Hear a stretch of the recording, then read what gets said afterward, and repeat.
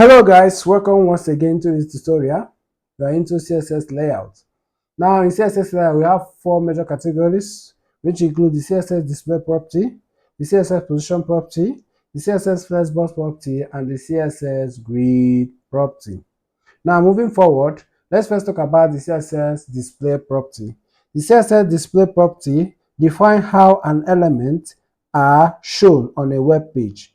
That is certainly saying that every HTML element has a default display value. There are four examples of display property, which are the block element, the inline element, the inline block, and the display of none.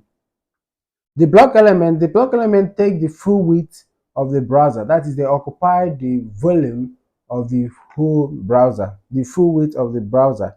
Examples of block elements are div, span, and all the containers. Then inline elements stay in line with each other. That is, the next element doesn't need to start on the next line. But why that of block element, the next element has to start from the next line because they occupy the whole browser width. Example of inline element include the span tag, the anchor tag, and the rest. Then the inline block act as inline, but also they treat each other as block. That is to say, they can have both width and height. And then the last one, which is the display of none. Display of none hides the element on the browser from the user to see. Okay, now on my VS Code, I can decide to have div. I'll call it block 1. Then P element, I can call it block 2.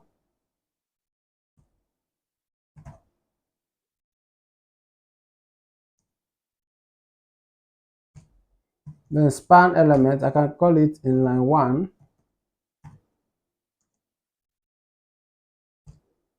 Then anchor element, I can call it what? Inline 2.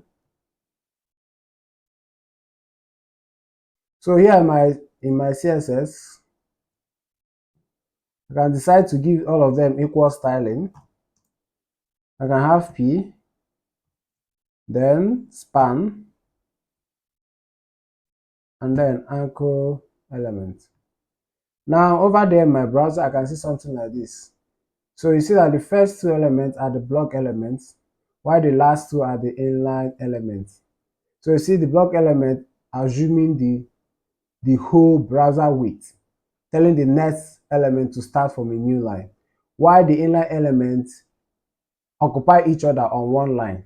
That is, the next element don't need to start on a new line. That's all about display property.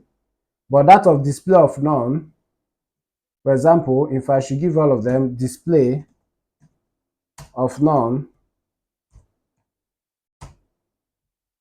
you see it automatically hides every element that the user will not see them again.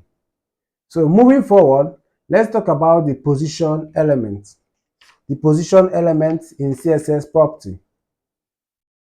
I have to clear the whole of this thing.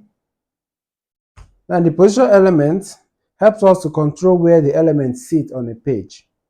Then the types of position, we have the static position, the relative position, the absolute position, the fixed position, and then the sticky position. Static position is just like the default position. That is the default position of every element. Relative position move relatively to the normal position. Absolute position elements are relative to the nearest position ancestor. Why fixed stayed fixed relative to what? The viewport. Then sticky act like relative until a certain scroll position, then stick.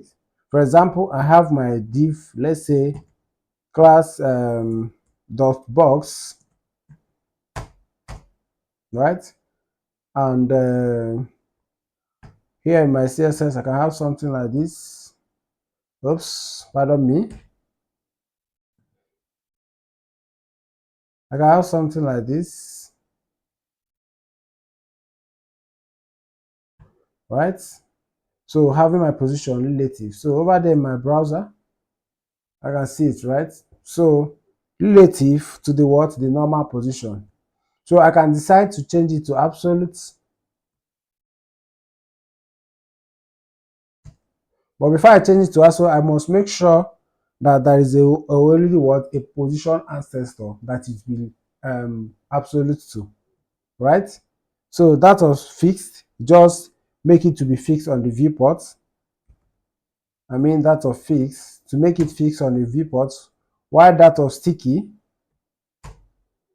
that is the it will act like relative until a certain scroll and then sticks to the what the web page.